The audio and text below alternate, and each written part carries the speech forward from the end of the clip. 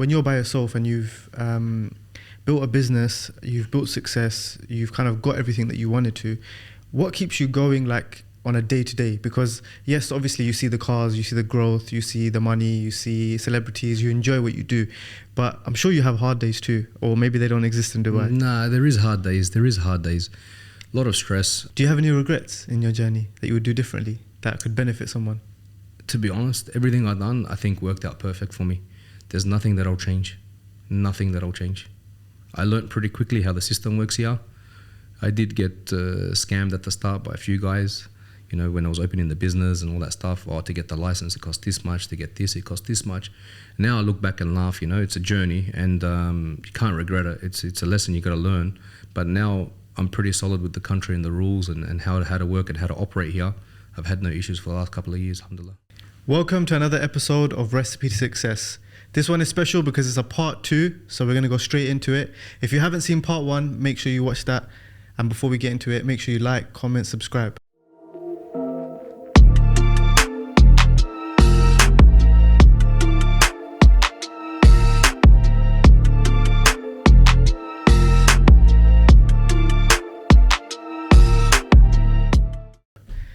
Ahmed. Yeah, we're back. Almost 2 years on. Yeah, it's been 2 years, since I seen you last. How are you, man? Good. How are you? I'm good. It's a privilege to be back with you and to be kind of going into not only the story that's happened over the past 2 years, but just to catch up and just to see how everything has grown. So for anyone who hasn't seen part 1, I definitely advise them to go watch it. But let's kind of go into a brief introduction of who you are and what you do in Dubai. Yeah, my name is Ahmed Mansour.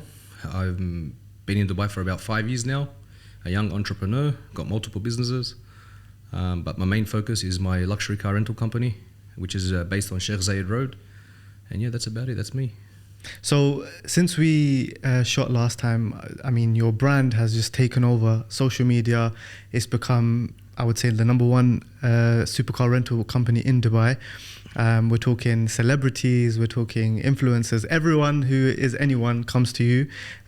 You've got the best cars. So let's talk about that a little bit. When we shot last time, I think it was still early and it was growing and it was really popular. But what has happened since then? I think when I seen you last time, I had about 35 cars. And now we've doubled that. We're on 70 cars plus. We had some accidents a few weeks ago, all in one day. You know, it happens, rent a car. But in terms of growth, I feel like we've improved over 200% since I met you last time. So yeah. What do you think has changed, or why has it grown so aggressively? I think social media obviously is helping us a lot, and clientele, repeat clientele. So people that are happy with our service, they'll tell their friends, and their friends will tell their friends, and referrals, especially TikTok, that's made us go viral, and that's getting us a lot of business. And our social media, my Instagram, and meeting celebs, they're tagging us, putting us on posts. So basically everything's contributing, plus hard work, I'm there every day, Literally, you're the breathing machine of the business. So let's talk about some of the celebrities, because I've seen everyone come to you. So what are some of the ones that have been the most special to you, or the ones that have actually benefited the business in a lot of ways? All of them do benefit the business. That's definitely for sure. Some of them are very busy. They come only for a short stay, one day they do a show and they leave. So they don't really tend to hang out much. But then I've built relationships with the Baby, French Montana, Andrew Tate. These guys, I speak to them all the time, regularly. I've got their numbers, I have a chat to them all the time, whatever they need, whatever I need. They're willing to help. So in terms of growth, they definitely support me, and I also support them. And yeah. What do you think makes Luxury Supercars different from other? Everything. The cars, the way we sell the product, the way we market, the way our showroom is. We have the biggest showroom in the Middle East. There was other people coming from London trying to open a rent-a-car. People know who they are, and they couldn't survive. They go back, or they come, they test the waters, they get scared, they leave. They reckon that our market is too cheap, but our market's got a lot of money in there. It's actually funny you say that, because I've had conversations with people, and in comparison to the UK for what we charge, it is a lot less in Dubai. It is a lot less, but the cars are cheaper also to buy. Is that because there's more access, or just the cost of the vehicles are less? The market here in Dubai is, I guess, the market here is different than the UK, definitely. Cars are cheaper to buy, and you can buy more units of Lamborghinis here than probably in the UK. Allocations are more for UAE. They've got the biggest showroom in the Middle East. The biggest showroom in the world is Lamborghini in Dubai. So they do get priority. We do get cars before everywhere else. And I think that's one other reason why the cars are cheaper here. In terms of UK, I think there's not much tourism like Dubai.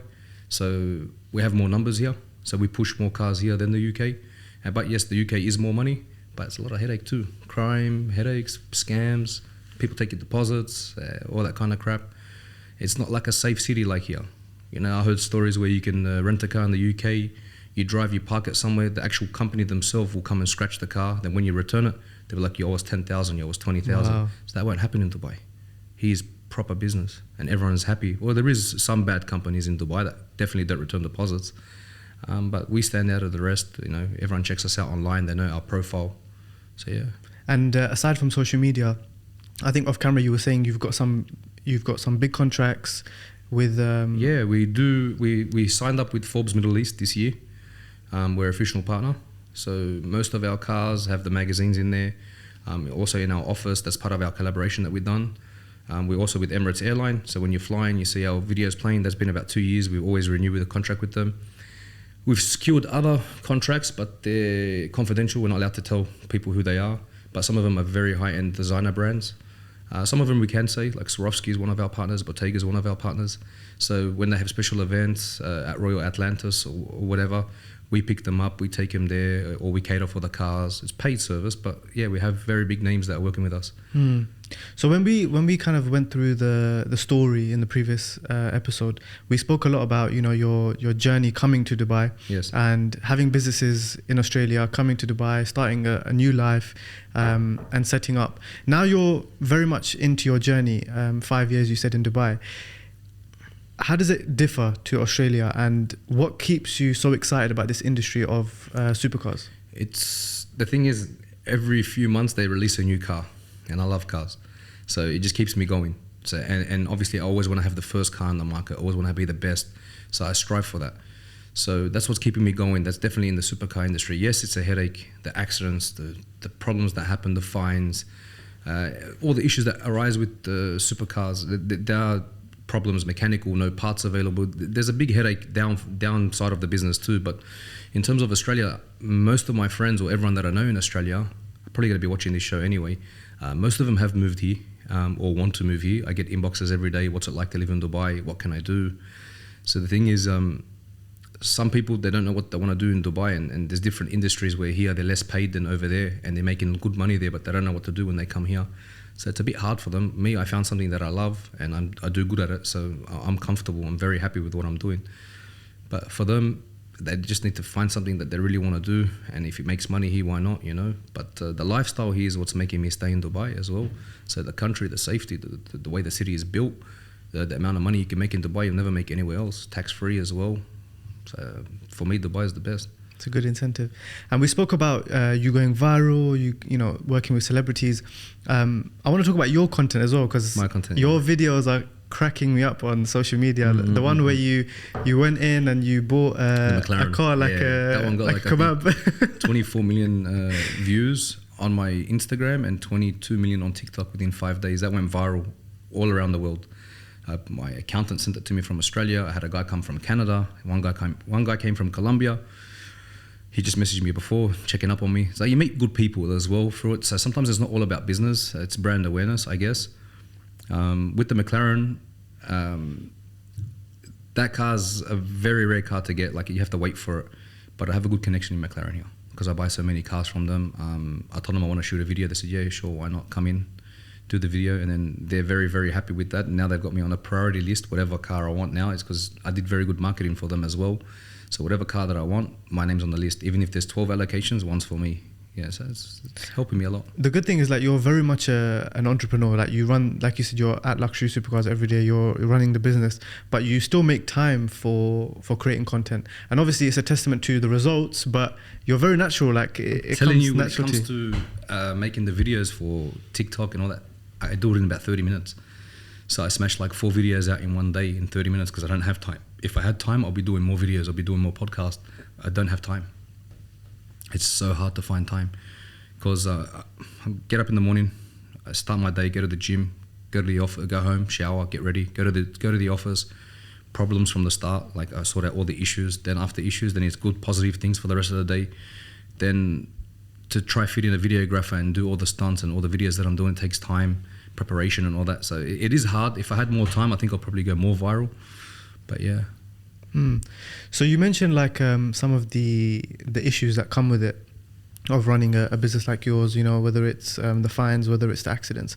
On a day-to-day, you know, when I saw that the Lambo crash on your Instagram, I was like, whoa, like that hurt my heart. So for you, how does that feel, and how do you deal with that? Because I'm guessing it's not like a once in a while thing. You get used to it. And that day particular, I had 4 accidents in one day. 2 at fault, 2 not at fault. Insurance is pretty hard in Dubai. When it comes to paying out figures and all that, they give you a hard time. So it does hurt because it hurts your pocket. But in terms of the car, as long as the guy's all right, whoever was driving it's fine, there's no injuries, we can always replace the car. It's not an issue. But that Huracan, the one you seen, I just bought it that week. It was a brand new car. And that's a total loss now. So I'm waiting for the insurance to pay me, which might take a month. So I'm out of pocket for a month, and then to get another one, there's high demand for them. There's only like 3 or 4 online, so it's a bit difficult to find the same car, same specs. So there is a downfall, but it is what it is. It's business. There's good and bad in all business. You know? But it is a painful experience that you go through in this business. So like, you know, I know in the UK, when that happens, obviously the insurance companies do get involved, but it's deterred a lot of people to get into the industry, because it's meant that, you know, they can't afford to basically have the car not being rented out. So you've combated that by having the volume of cars. But aside from that, like, does it not demotivate you in any way? Like, do you just kind of stare straight? It's easy, man, easy. You kick on again, used to it, get up again and go. When I first started the business, a small scratch I used to get cut. But now the biggest thing is you got to see it as money and not as a car or a personal item. So there's no care factor. It's just business. But if it was a personal car, like if I bought something very rare, like even my SVJ, for example, the first 3 months, it was like, if anyone scratches it, there's going to be a problem. If anyone scratches it, even my staff, be careful. Now it's just, yeah, whatever. You know, you get used to it. But if it's my personal car and I've got all the love in that car, yeah, I think I'll be upset. Aside from, you know, things going wrong with the cars, what other kind of pressure do you have in business? Because I think a lot of the new generation, they look at people like yourself and they see the cars, the lifestyle, the Dubai life, you know, the money, the jewels. Yeah, but they look at the wrong things per se. They don't really realize how hard it is actually to run a business. So how do you deal with that? And what are some of the other things that can... Most people think, you know, just buy a car, rent it, make money. It's not that. It's not that easy. There's a lot of things involved. You've got marketing, you got, you know, a lot of expenses that go through to get it, to push the business to where it needs to be. And it is difficult.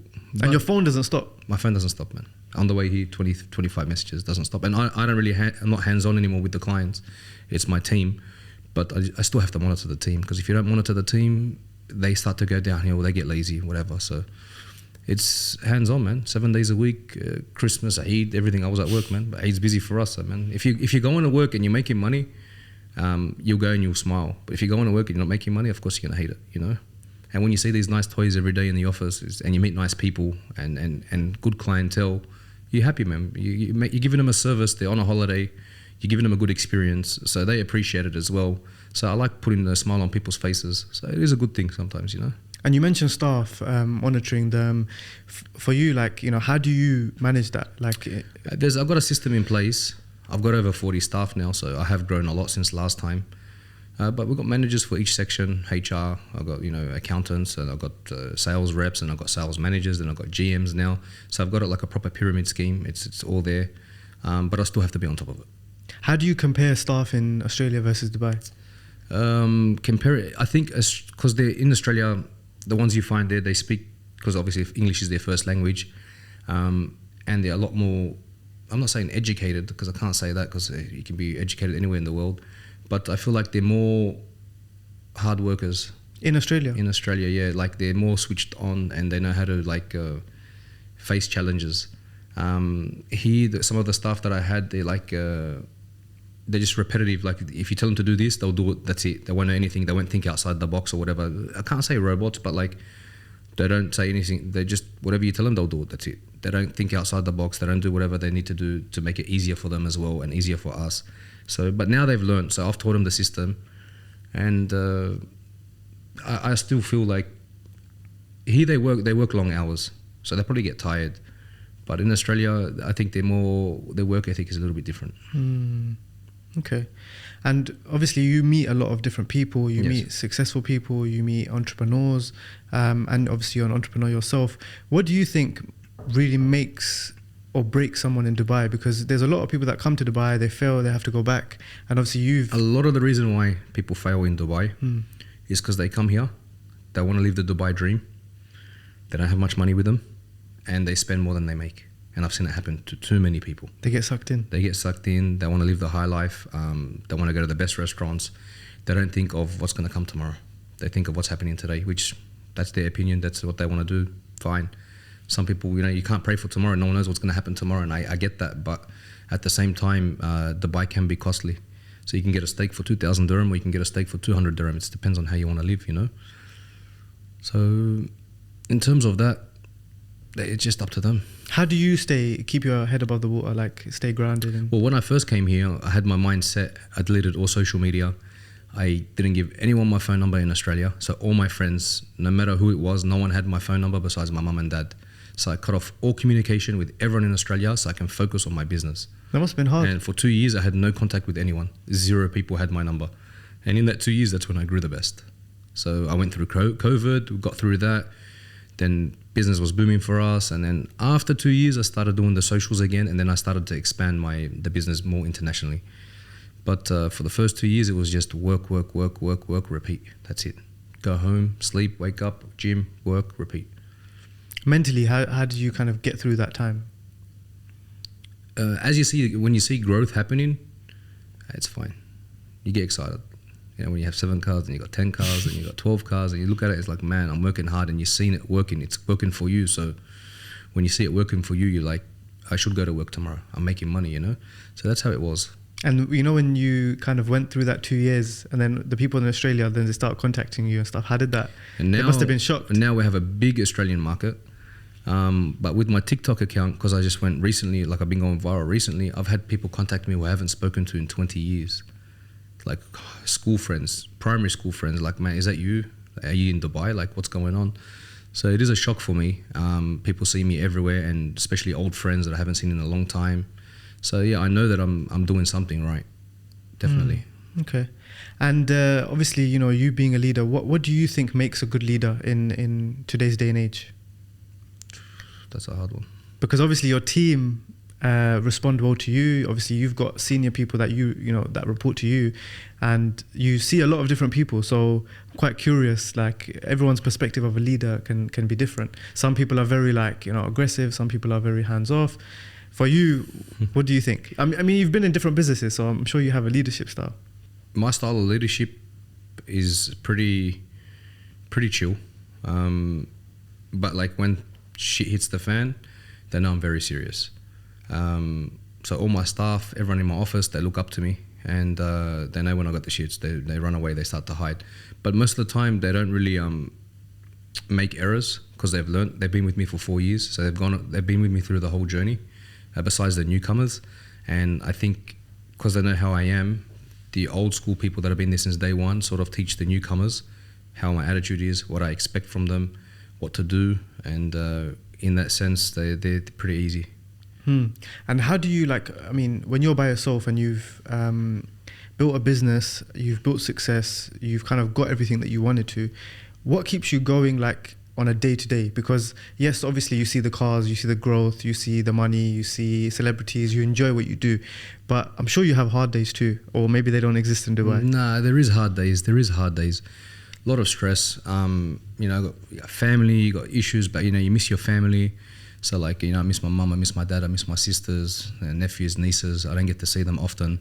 They come up once a year, so you do miss family, especially in Eid and stuff, like Ramadan. I used to break fast with my family. Now I'm on my own, so it's hard. That's the only thing that's sometimes that you can get upset about.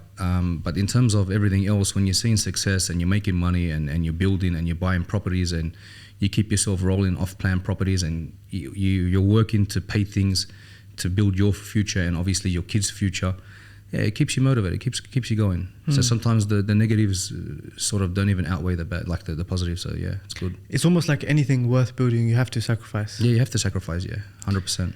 You mentioned property. I'm quite curious. What do you think of the property market in Dubai? Property market in Dubai is booming. And I've made a shitload of money from property in Dubai. I was buying property in 2019 when people were too scared to buy back then, or like everything's changed. What I've seen over the last 4 or 5 years, the properties that I was buying for like 4 or 5 million back then, I sold recently for 10 million. Like I doubled my money on my property. Just last year alone, through friends and friends of friends, my property portfolio over 100 to 150 million dirham in sales. Wow. Yeah, villas and mansions, and like my friend will want a mansion, I'll put him onto my agent. So yeah, but even with myself, like I've bought a few, I've renovated, I've sold, I've made money. So it's like a side hobby, it keeps me busy. And like I'll live in it for a month or two, I'm like, nah, it's not for me. Boom, put it on the market, sell it and make money. So yeah, it's a bonus. Do you think like when you're investing in property, you should be here? Or like, do you think you can be like an international investor? No, you can be an international investor, 100%. That's not an issue at all. Because if you're here, sometimes nothing can really change. Unless if you're doing renovations, you have to be here. Because they don't know how to do some of the builders here got no idea. You got to be on top of them, you know. But there's definitely money to be made in property. Like if you don't want to work and you got money and you just want to invest, definitely the right place to invest. Nowhere else in the world you'll make that much money on properties and tax free, and you don't pay capital gains tax. Doesn't exist anywhere else. And it's always evolving. Like now you've got the Atlantis Royal. Yeah. There's always things happening in Dubai. Atlantis Royal, they used to offer it to me for like 12 million dirham. Now it's 25. So you're making about 4-5 million US dollars in 2 years. And your payment plan, so you're only paying maybe 30% of the property at the time, and you're reselling it before it's even built and you're making money. So I don't see that anywhere happen in the world. You know, I bought a property recently, like 10 months ago, off plan, distressed deal, flipped it, made 2 million, and that's still not ready yet. So I put a small outlay now, quickly sold it, made 2 million dirham, bought some cars with it. You know, I love to buy cars. And then, yeah, it's working, man. So do you think even off-plan is a good idea? Off-plan, definitely a good idea, but I don't think on the new launches. Because all these new launches that are happening now, they're not going to be ready till 2028. So you don't know what's going to happen from now till 2028. So I sort of catch what's ready now or what's about to be finished. And a distressed deal where someone's running out of money and needs to sell. So you buy it like close to his original purchase price, or let him make a small profit, it's fine, but he's had it for 2 years in his name. So he's made a small profit, but as soon as it's ready, you're making the big profit. So you benefit from those ones.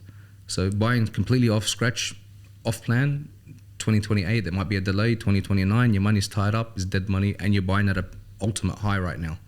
So if it does crash, you're going to lose money. So I suggest buy something that's nearly ready. Definitely. Okay.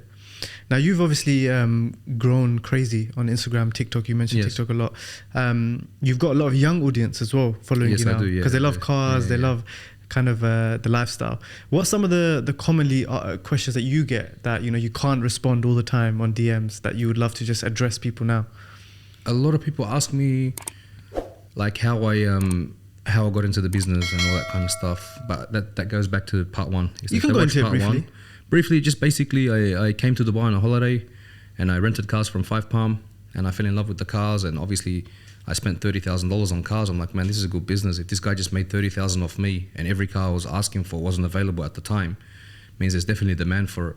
Then I started doing my research, checking what's the faults in some companies and what's the positives in some other companies and how I can make myself grow.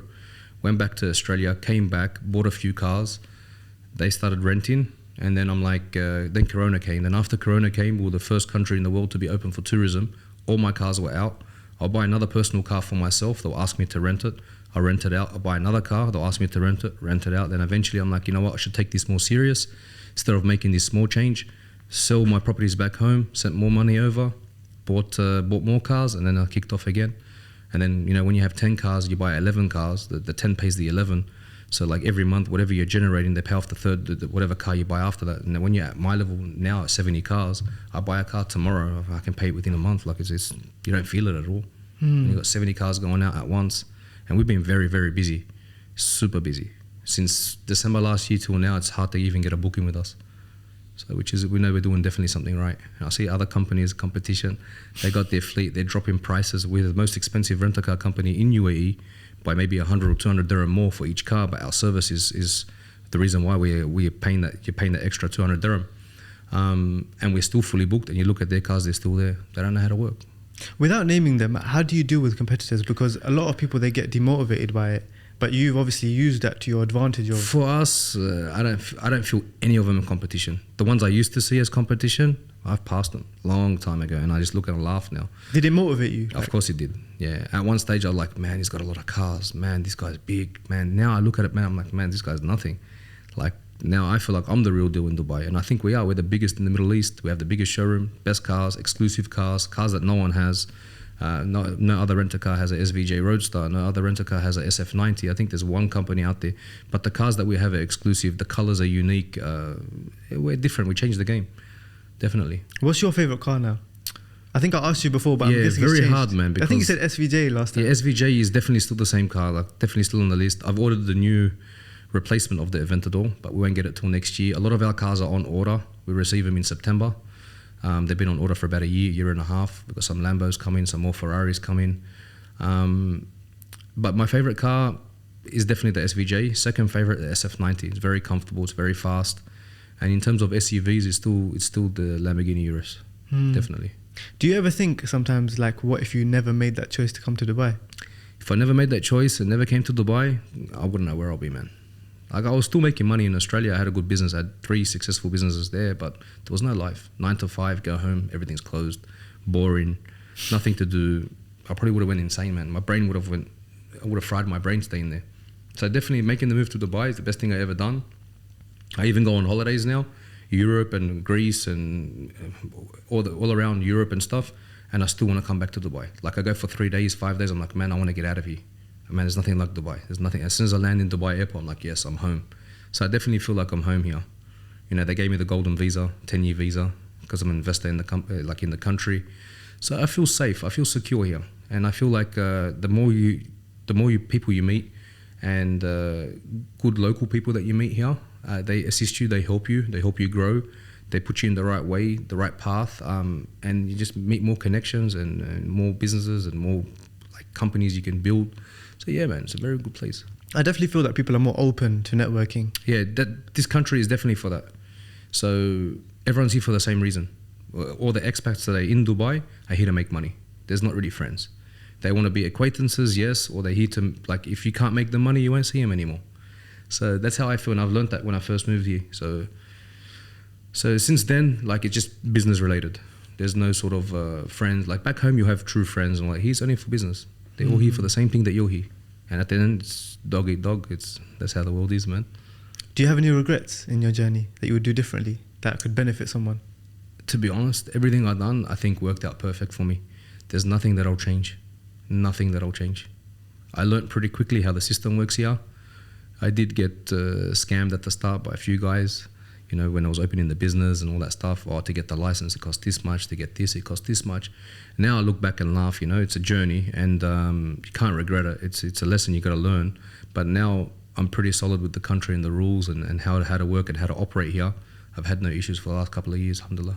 So let's say someone has no knowledge of how to set up a business and they want to come today. Yes. What would they do The first? best is to go through the right channels, trusted companies, check reviews online, like especially for visa and PRO companies, make sure everything, read the fine prints, because there is a lot of like shady things that go down with some companies that are not trusted. So definitely go with a trusted company. Feel comfortable with the person that you're dealing with. Make sure everything's written down, receipts, papers, everything's in line, and then go ahead. But when I came, I didn't know that. I had no one here. So now anyone that I know that's coming over to Dubai, I definitely help them. They come to me or they reach out to my team, and then we assist them. We've got a PRO service now. You know, we've got pretty much everything. So visas, all that. We have a company that runs everything for all my friends, family, people that watch my my viewers that want to come and meet me and they want to move to Dubai. We help them all. So yeah. Yeah, a lot. Like I think before it was quite difficult if you were self-employed to get a visa.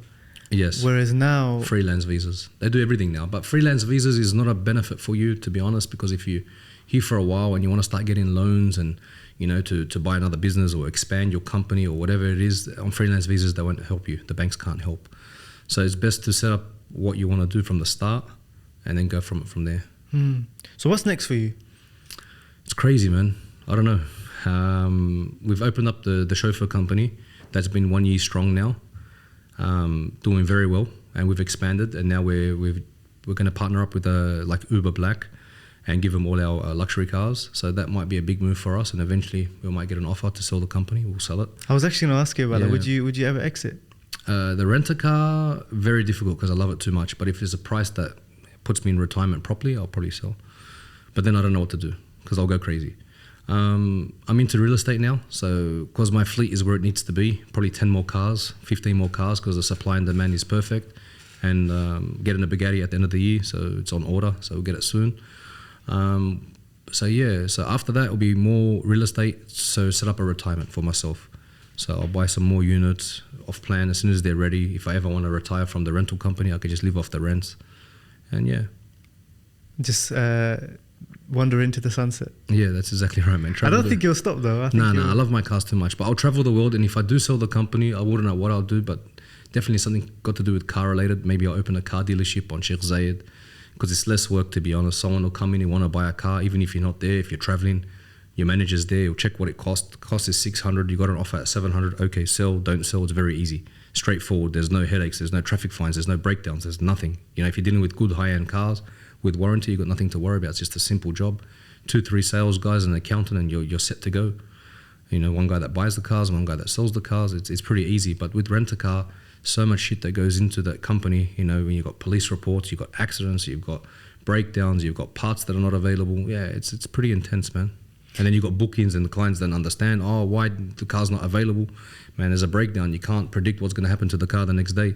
You can walk down the street as a person, have a heart attack. It's the same with a car. You can't predict if it's going to break down or not. It is what it is. I've had brand new cars that break down. I can't say the name of the car because the manufacturer will be angry, but yeah. Do you think that the journey is harder at the beginning when you have nothing, or when you get to a higher level? Because I think most people online, they focus on getting from zero to somewhere. It's both. I feel both. What are some of the things on both sides that you faced? The beginning, obviously you need capital to buy cars, and then when you get in high demand and you don't have the money, it's a bit of a struggle. But then when you have the money and you can't get the cars, it's another struggle. So there is a bit of both. Like it's yeah. And in terms of like all the youth that are watching, what would some of the things that you'd be advising them? If they're watching and they're moving to Dubai, or they're already in Dubai, or just say they're motivated by you, they're inspired by you. And I just feel like if you work hard, you save your money, you don't spend it on rubbish, you don't get out. Because I find that like the newer generation, they want things quite easy. They're not willing to necessarily put in the work, but they want 100%. The results. They just want to show off on the gram. They want to show off on TikTok. They want the latest clothes. They want the latest stuff, but really they got nothing in their bank. I feel like put your head down for a few months, few years, whatever, and then you can achieve all that and you can buy all that. Now I can go into the shop and buy whatever I want and not feel it. But before, if I did, I knew it was going to affect my growth. It's going to slow me down. So if I want to buy a car and I go spend 20K at Louis, that 20K can get me, a small deposit for something, or it can help you grow. But these young people don't. The new generation, they just want likes, or they like a view or a viewing on their Instagram or something on social media. It's wrong the way they think. Do you think it's purely hard work though? Because there's a lot of people that work hard, but they don't necessarily get. It's purely hard work, but at the same time, if you don't do a side hustle, try to do something on the side to make money. Like when I started, I was buying and selling cars, plus I was working full time, plus I had an investment. So you can't rely on one income, especially if you're on a salary in Dubai. It's very difficult. But even if it's like selling t-shirts, there's always a way to make money in Dubai. You can sell shoes online. Just do a side hobby that makes money, save that money, reinvest that while you're working, you can grow. Eventually 50K, 100K, 200K, then you find a business that you want to open whatever that generates, another one. That's how it works. If you want to be lazy and sit and just rely on your job from 9 to 5, you'll never make it. I know you mentioned that a lot of your old friends, they're moving to Dubai, and I have this conversation often where like Europe and Australia and America, it's like it's going in a different direction, opposite direction of where we want it to, whereas Dubai, Saudi, the GCC is growing very, very fast. Saudi is growing. I think Saudi is going to be a next big thing as well. So I feel like Saudi will be we might open another rental car company. It'll definitely be Saudi. When, we don't know. We're still waiting. So do you see that this part of the world is just where the future is? I think the future is going to be in the Middle East. With all this stuff that's going on around the world, with the wars, the taxes, the US dollar is going to be crashing, and this new Chinese yuan, whatever the currency is called, they want to start investing in that. I feel like Middle East is the place to be right now. And in the next 10 years, I think Middle East will be taken over. It used to be Europe. It used to be America. America's been running the world for the last 50 years. Everyone's Reserve Bank and the US dollar. But I think people have had enough, So I feel like definitely the UAE, GCC, all the Arab countries, if they unite together and start helping each other out, and they put a sort of a peace program between all the countries, it'll be probably the best place in the world. I think a lot of people saw the positives during the World Cup as well. It was like an eye-opener for a lot of Westerners. 100%. When they see the country because everyone just goes off what the media says. And when you see war, Muslim country, this is getting bombed, that's getting bombed, you'll be like, I don't want to go there. And then when they see Dubai online on YouTube, there's negative videos about Dubai. Oh, you can't do this, you can't do that. But man, they're pretty sociable. It's different. The life in Dubai is amazing. And everyone that comes here is like, I didn't think Dubai was like this. I thought Dubai was a desert. It's different. They got to come to experience it. And they'll be like, damn, I've been missing out. What do you do for fun? How do you relax? Man, because I work every day or 6 days a week, I like to go to work. I enjoy it. I have friends that come and chill in my office. We chill, we laugh, we have a joke, whatever. In my spare time, I usually go to like nice dinners. I go out. I like comedy shows. When there's a celebrity in town or there's an event, Kevin Hart. Has there been anyone that you've been starstruck by? Because you meet a lot of celebs that you were like, oh, you know what, this is actually a big deal. Or did you just keep a straight face? I keep a straight face all the time. Andrew Tate was one of the biggest, because he was the huge, king of the internet. So when I met him, it was like, damn, I'm really with Andrew Tate. That was huge. But for me, it would be definitely 50 Cent. I would love to meet him one day. And yeah, I've seen him live, concerts, all that kind of stuff, but I'd love to sit down and have a chat with him. And yeah. Do you ever like stop and think, you know what, this is crazy what I've built? Like everyone comes to me now, my phone doesn't stop. Or do you just kind of crack on and just keep going every day? No, I do. I have to. Sometimes you got to remember where you come from, because if you don't remember where you come from, you can end up back there one time. So that's a quote that I always say. So if you forget where you come from, you can always end up back there. So some people forget where they come from and then end up back in their little hole. With me, I don't want to go back. I've been through hell and back. So I do everything to prevent anything from going back. Yeah, they say like when you're preventing yourself from losing what you have, it motivates you more than kind of like putting someone who has nothing and saying this is your goal. Like for example, when I went to Rolls Royce and I bought a brand new car, I looked at my friends, I looked at my family. I'm like, man, did I just really do that? Walked into Rolls Royce and just bought a car like that easy? I never ever thought I can achieve that. But yeah, man, sky's the limit. Definitely. Now I walk into Lambo, 3 cars at once. I walk into McLaren, 3 cars at once. It's like, shit, man. Today I was counting my list of cars. Not counting my list, I was just checking the revenue from the last month till this month, because it's the end of the month. And I'm like, I got 5 euros. I didn't even know I had 5 euros. I thought I had 4. Like I was counting 6 G-Wagons.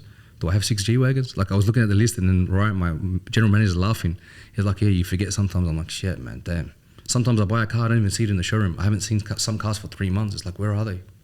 Some cars I haven't seen for a yearly contract. Aston Martin going now for 4 months.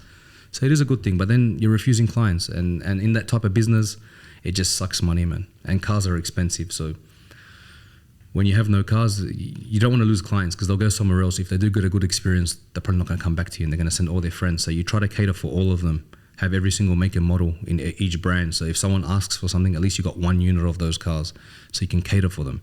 So if you give them a good service, they're going to bring all their friends.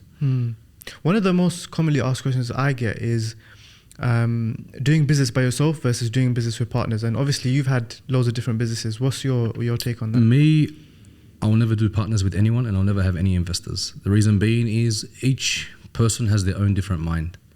So you can agree to something, but I won't agree to that thing. So there's no two brains that think alike, unless if you have someone that, which is very rare, someone that just is going to agree with you because he knows you're successful and say, okay. But for me, I prefer to do it on my own. I get many offers. People always offer me. I had an Asian investment firm offer me 100 million and to stay 50% in the company and work there. But I don't need it. You know, I'm making good money, alhamdulillah. Like, if I don't have that 100 million now, I'll make it. It's not going to take, it won't take long, you know. So did you learn that you're like by going through a partnership, or have you always been that way? No, I've always been that way. I've never had, but I've seen my friends fall out because they've gone in partners. Even recently, 2 partners had a fallout as well with their business. I was in the middle trying to make sure everyone's getting there right. But that's why for me, 2 people don't think alike, definitely. So I will never do business with anyone. I know you can't really grow like that, but that's the way I am. That's my mentality. Yeah, because obviously, like, you're doing everything yourself then, and you don't really have anyone to turn to. You're just relying on your staff. So in terms of partners, I don't think it's a good idea. If you got the money, you don't need a partner. Very simple. You'd rather hire staff to help you than have a partner to give him half your share. If you're working hard for it. And especially when people want to come in now when I'm doing so well in my business and ask for half, it's like, hey, you what? Because I'm doing well, you want to invest? It's like, nah, thank you. So would you launch any other businesses, or would you just kind of focus on one at a time? So basically, the rent-a-car company is now in a good, it's in a good, how can I say, it's in a good space. Everything's working smoothly. It's working right. Supply and demand is perfect. I'll probably add, obviously there's more cars that I need to add, then I'm going to sort of like, not give up on that business, but like slow down focusing on that company. My chauffeur business is doing very well. I'll slow down. I want to start getting into obviously building. So I want to start buying plots of land and building units and selling them off plan. So I'll start off probably in JVC, JLT. I'll buy some plots of land, build 10 floors, sell them off plan. And if that goes well, then I'll start to buy bigger ones. You're investing in watches as well? Yeah, always. Yeah. I see the collection is growing. Yeah, it's growing. The watches, but thing is, man, they're just a backup asset. There was a big bubble in COVID. Yeah, big bubble. I bought it, already lost 100k on it. So it's been a few months. I bought this one, lost 100k on it. The other one I bought, lost 100k on it. So they're not the best, but they will probably go back up. But it's just a backup plan. If ever something goes wrong, you can just sell a watch and boom, you're back up. Do you have a favorite piece? RM3502. Yeah, red carbon. But I leave it in the safe. I don't know why, man. You buy it, you should use it. Yeah, your intention is not really to sell it. Yeah. In the UK, you definitely can't wear watches now. Yeah, no, I've seen what's going on in the UK. That's definitely crazy. In Dubai, you don't have that at all. Even when people come and rent cars from us, they're like, oh, if you come to Colombia, don't dress like that. Don't wear this, don't wear that, because they'll rob you. I'm like, that's why I wear it here, because I feel comfortable here, you know. But I did do a video on TikTok where people are saying a watch or a car. Because I have a business and I rent cars, obviously the car's going to make me money.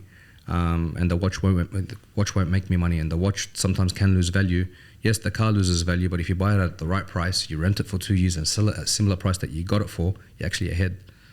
Yeah, so for me, I think I know what I'm doing. I'm going to put you into a hypothetical situation as we start to wrap up. I want you to imagine that you've, God forbid, lost everything. You're starting from zero. That's easy, bro. You started from zero. What would you do in 2023? Because I know there's a lot of people that don't know where they would begin. Well, with what I've learned over the years and the knowledge and the connections I have, to start over again, I can get it. Let's say you didn't have the connections. It's happened to me in 2015. I lost everything, and it happened to me again in 2013. I lost everything. Started working again. I worked as a job. I started working for $1,000 a week. Saved my money. Started buying cars on the side, selling them, buying, selling cars. Back up again. Then I opened my salon in Sydney. So like it's happened to me a few times. But yeah, if I have to go back to work in 9-to-5 job, I'll do it. And I'll do the side hustle again. I'll think of what's trending, what's going out there, and I'll just use my brain, and I'm motivated. But I've always got a backup. So I've always got backup when it comes to that. I don't throw all my eggs in one basket.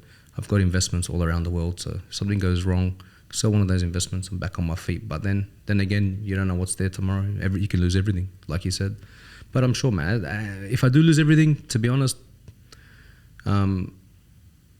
the rise and fall, it does hurt, you know. It almost seems like you don't really, you're not very emotional. Like you don't really get affected. To be honest, I don't. Even if I lose money, I don't get upset. Because of the hardships that you've Because been I've through. lost it too many times, and it's like, all right, whatever. And people around me, but bro, you just lost that much money. I'm like, yeah, it's fine, bro. You win, you lose, doesn't matter. It's not. It's life. You want to be depressed about it. You want to be upset about it. You know, you get over it. You know. And I've lost $2 million one time in crypto. I lost another $2 million. You get over it. You know. You kick on again. You start again, and then you know what? And everything works in your favor, man. And alhamdulillah, we're blessed. You know, I feel like I'm blessed. Yeah, I work hard, but I feel like, you know, God's given me a lot. You know, it's like I'm out of my struggles. So, yeah. What would be your biggest piece of advice for anyone who's gone through that hardship that you went through, that's going through it now? How can they come back up? Even like with my TikTok videos and that, a lot of people say, oh, give me money, give me money. 90% of my inbox is, can you give me money? Here's my IBAN number. I never asked for a handout. I never asked anyone for money. I never asked anyone for their support. Nothing like that. And I feel like until today, I still don't ask anyone for money. I'll never borrow money. Even if I'm broke, I still won't borrow money. But I think that's not the right way to do things. You got to earn it yourself. Yeah, man. Ahmed, it's been a pleasure, as always. It's a pleasure seeing you again. Honestly, it has been a while. We'll do a part 3 soon. Definitely in the showroom. When I get the Bugatti, come to the showroom. We'll do a video there. Definitely a pleasure to see you. 100%. So obviously your Instagram, TikTok's going crazy. For anyone that wants to follow you, what's the best place for them to follow you? We got me on Instagram, Ahmed.amwell, and I also on TikTok, the same thing, Ahmed.amwell. I'll send you the credentials. You can put it on the video. In the description, yeah. And I also got Luxury Supercars Dubai, and also Luxury Chauffeur Service Dubai. The rest, there's no social media for the rest of the investments and other companies because they're pretty much self-ran. They're pretty cool. You always look after me when I'm in Dubai, so of course, I bro. appreciate I'm going to give you another car this week, inshallah. I appreciate it, We've been super busy. Definitely, though, come through the showroom. I'll look after you, man. Definitely. You guys heard it, and I hope you enjoyed this episode. We'll see you soon.